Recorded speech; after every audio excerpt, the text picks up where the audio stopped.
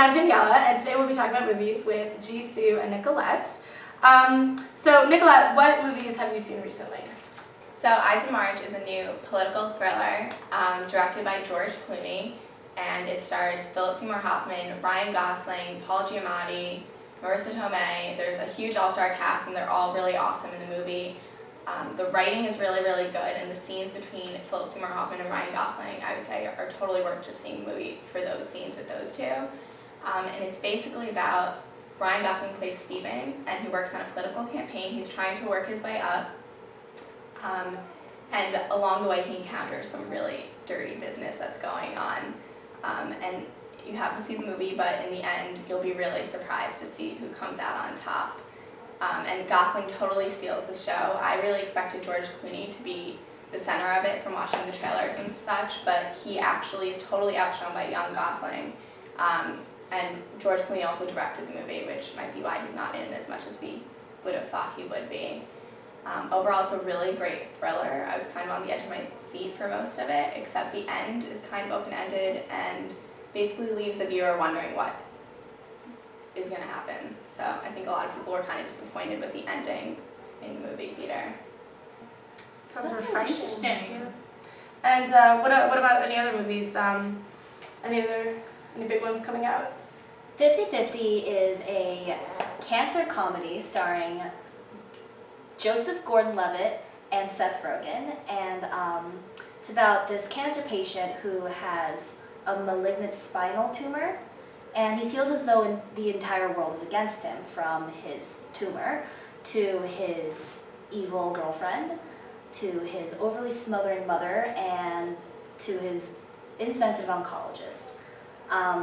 But with the help of his best friend, Kyle, played by Seth Rogen, he manages to get through chemotherapy and find a little bit of happiness. Not easy to make a cancer comedy. Not easy at all. It's produced by Seth Rogen himself, and it's about his friend who was diagnosed with this spinal cancer, and it was just in memory of that friend.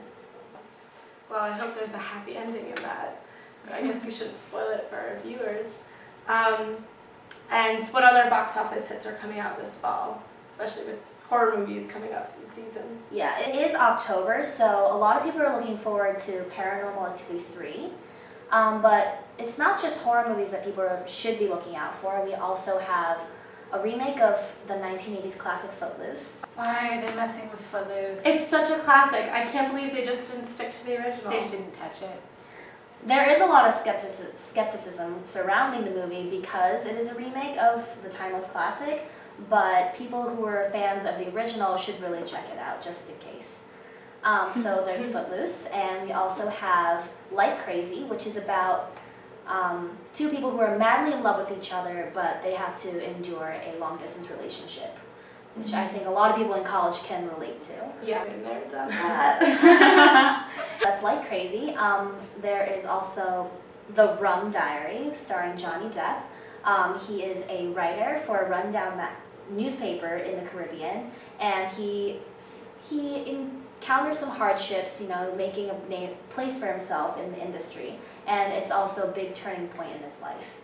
Wow. Johnny Depp is just so hot. I would just have to see it for him. And finally, we have In Time, starring Justin Timberlake. It's a sci-fi thriller about humans being about the future where humans are genetically engineered to stop aging at 25, and they only have another year to live unless they can earn or steal more time. And in the movie, Justin Timberlake is accused of stealing a century's worth of time and committing a murder in addition, so he has to go on the run. Wow. Intense. Really intense. Well, that all sounds fantastic. Thank you so much for stopping by and telling us all about the wonderful films in our Thanks, you future. guys. All right, I'm Grace. I'm Daniela, and thanks for crashing on our sofa.